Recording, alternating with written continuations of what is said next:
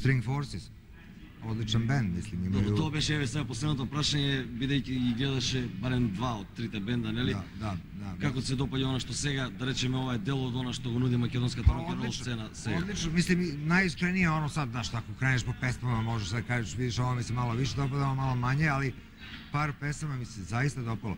I ono što je najvažnije, znaš, vidim da ljudi pokušavaju, i ne samo što pokušavaju, nego i rade nešto što je originalno i što je glavno, mislim, da daš nešto svoje ako možeš, mislim, ono, jer sve ostalo je presviravanje starih stvari, naravno, svi mi to radimo tu i tamo, svi smo pod uticajem ovoga i onoga, ali vidim originalne stvari ovde i to je super, mislim.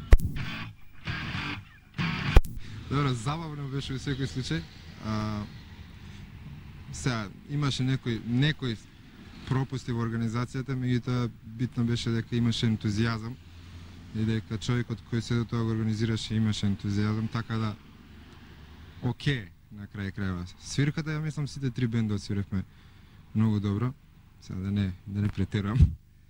И од тој дел сум задоволен и од нас и од нив, стварно супер беше. А сега другото ќе видиме како ќе биде дале.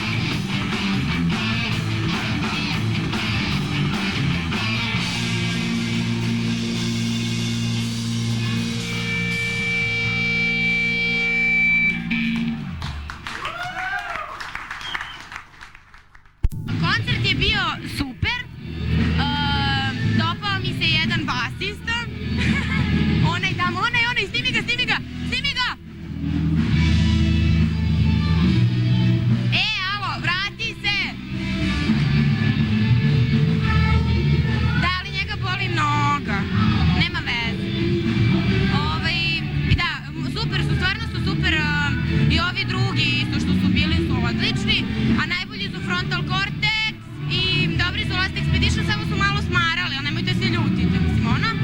Ali dođite u Beograd da vidite šta je muzika ipak. Pa вака, ако збориме за посетеноста баш не беше многу голема. Меѓутоа, нели, присутни беа новинари и критичари, така некои значајни луѓе од светот на рок-н-рол, така од таа страна беше задоволително. Мада беше малце немавме доволна мотивација да излеземе така пред мал број луѓе, меѓутоа на почеток и тоа се случува, нели? Ние дадовме све од себе, бинската опрема беше малце, посебно озвучувањето беше малце така не мислам доволно добро, меѓутоа се сноѓавме како може, така да реакциите после свирката беа така задоволителни. Можеше и подобро, мислам, во секој случај. Сме имали подобри свирки и тоа. Но со оглед дека ова беше ваша прва свирка, прво излегување надвор од Македонија. Па да. Се може да биде подобро, стварно организацијата можеше да биде подобра. Затоа што како што приметивме низ градот и немаше баш реклами. Може би сето тоа беше и одраз на, мислам, рекламата, затоа и дојде толкав број луѓе како што дојде. Меѓутоа, онак, беше задоволително сега. Испод просек, меѓутоа задоволително.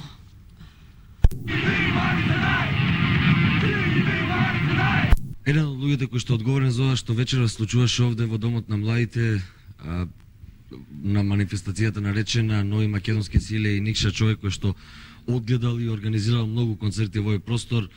Таму некаде далечната 92 година свиреше и еден македонски бенд овде, Санс. Па, поглед на тоа дека се погледал и организирал многу концерти, каква оценка би дал на она што вечера случуваше овде во презентирањето на тие нови македонски снаги? Па с обзиром да у последње време нешто право ти кажем, нисам имал прилики да чуем тоа што се доле догаѓа, да кажем доле у Македонија од тих нови ствари.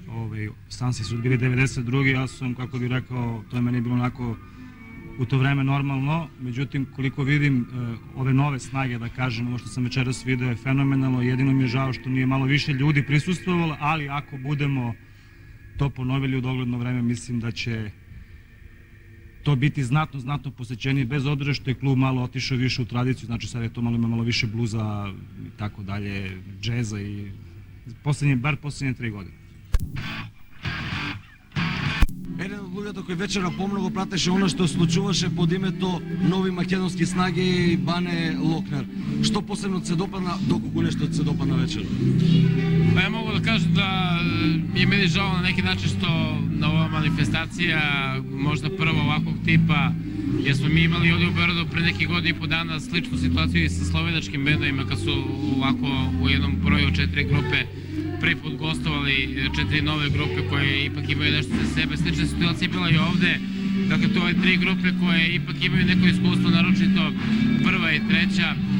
I ja mogu da kažem da sam veoma zadovoljan sa svim, jedno nisam zadovoljan s obzirom na odziv ljudi koji su došli, mali broj ljudi i generalno ovo je isto bila prilika i da se i ti uveriš i mali broj nas koji je tu bio, a koji pratimo sve ovo da jednostavno ne postoji neka normalna komunikacija za sada ovih ljudi u poslu i svih nas i bendova i svega ostalog i tako da mislim da zapravo postoji jedna velika nepoznanica svega onoga što se dešava i u Makedoniji, a verujem i suprotno i u Srbiji kad govorimo o nekim novim snagama, novim bendovima, novim dostignućima i svemu onome što recimo nije, što je došlo novo od 91. godine.